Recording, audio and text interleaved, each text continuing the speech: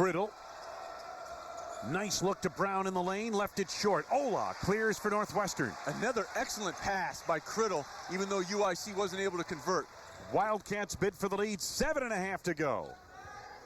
Now Crawford needs to take Brown down on the block. He has a size advantage. He needs to maximize that. Swapshire. Here's Crawford. 10 to go on the shot clock, Northwestern. Ola at the high post. Sobolewski, 3, rims out. Crittle the rebound.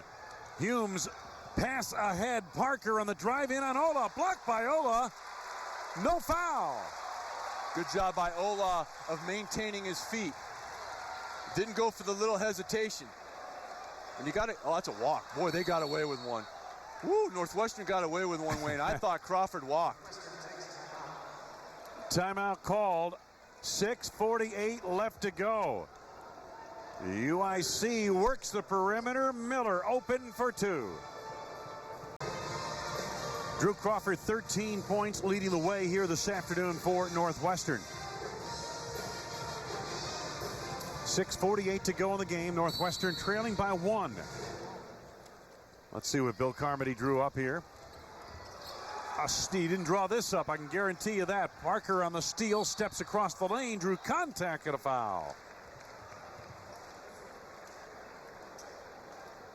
Foul is on Reggie Hearn, and for Northwestern's leading scorer, it is his 4th personal foul. Timeout on the floor, 6:41 to go. UIC by 1. On sale through the UIC Athletic Ticket Office. Call 312-413-UIC1 or log on to UICFlames.com. Sean, I know that when we prepared for this game, you and I both were impressed with what Howard Moore has done with this program coming into this season. This is a team picked to finish, 8th out of 9 teams in the Horizon League. I think they're a whole lot better than that. I would certainly agree with you there, Wayne. And with Butler moving on to the Atlantic 10, that kind of opens the door. As you take a look, that's still a very, very competitive league with Valparaiso. You have UW Green Bay, who's also a very good squad, in Detroit, who was the NCAA representative from the Horizon League a year ago. But I think UIC is going to have a lot to say with who's playing in March representing the Horizon League. You mentioned points left on the deck. Northwestern just 8 of 15 from the free throw line. UIC 10 for 10. 6.5 to go in the game. Flames by 1. This is Parker. Plenty of time on the shot clock. And Hearn out there defensively with 4 fouls for Northwestern. If you're UIC, I'm going to go right at him. Barnes steps away from Sobolewski. Rebound knocked out of bounds, and last touched. Oh, it's going to belong to UIC. That was the right reversal. From our angle here, it looked like Northwestern knocked that out. And a good job of communicating between the officials. They get the play right. We'll see it right here. Crittle has a hand on it, and then you see Hearn come in over the top. That's the correct call. So it'll be Amon Fells on the inbounds. Gary Brown back into the lineup now. And he, in fact, gets Fells. So it'll be Brown inbounding for UIC.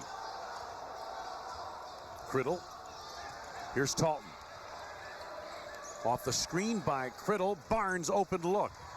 Rebound back tap. Loose on the floor. Brown goes for it. Gets a timeout called. Great hustle both ways. Hearn was with him as well.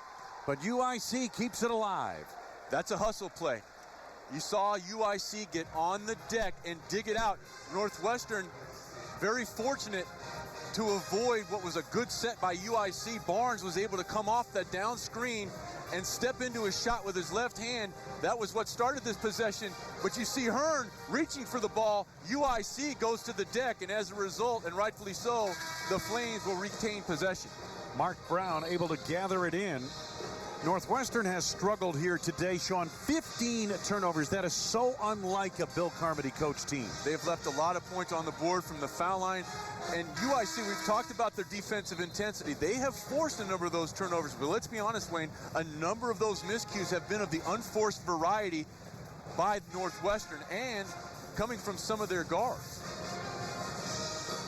UIC basketball. Plenty of time on the shot clock. Tough inbounds right here. This is a spot throw-in. That's a very difficult angle for the Flames to have to begin with the trigger here.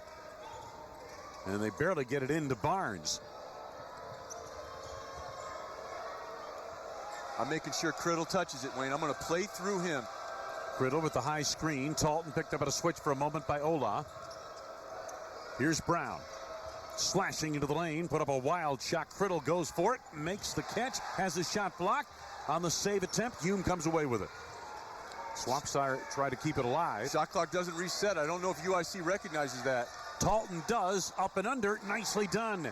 Gary Talton, his first field goal, the point guard for UIC, but it gives the Flames a 3-point lead. And Wayne, we talked about it a few possessions ago. Drew Crawford has to demand the basketball. He has to make a play. Crawford on the pull-up. Oh, nicely done again. On cue, Sean. Once again, they go to Crawford, and he responds. He must demand the basketball. There's a time for democracy. There's a time for dictatorship. And install the dictator. And you don't want a benevolent dictator either, do you? No.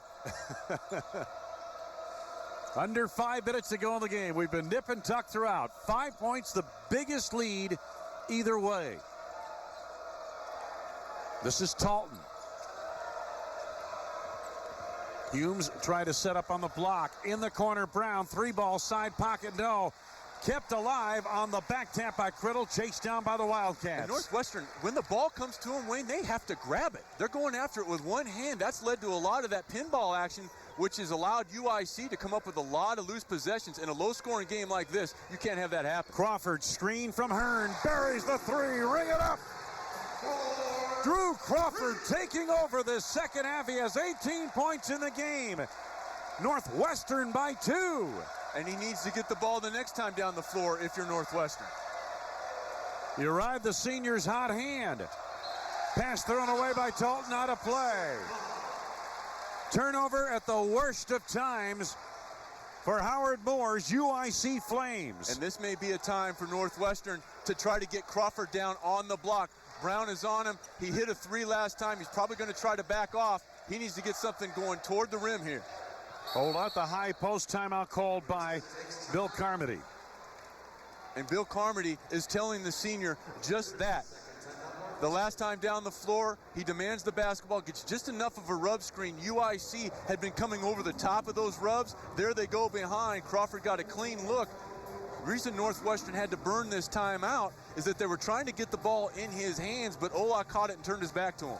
Drew Crawford now 18 points on 6 of 11 from the field, 2 of 2 from downtown, and he has been the one Wildcat to make his free throws, 4 for 4 from the free throw line. Northwestern leading it by 2, under 4 minutes to go. And that's why you have to get the ball in his hands. Take a look at time and score. It's a 2-point ball game.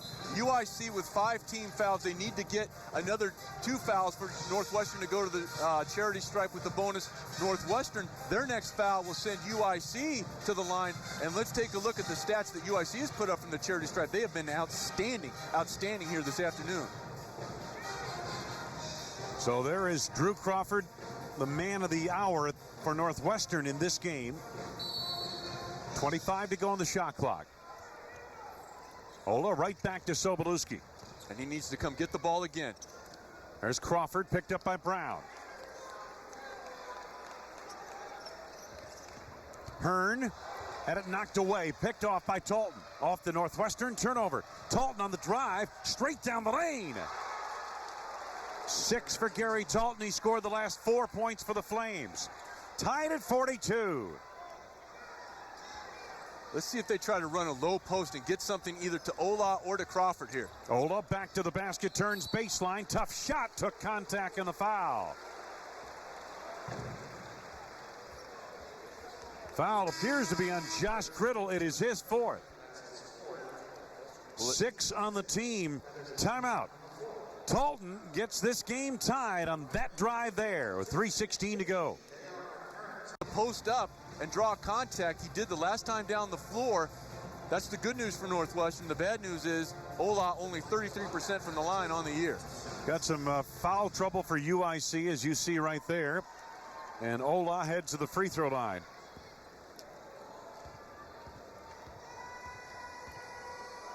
Ola 3 of 9 this season from there. Misses on the first.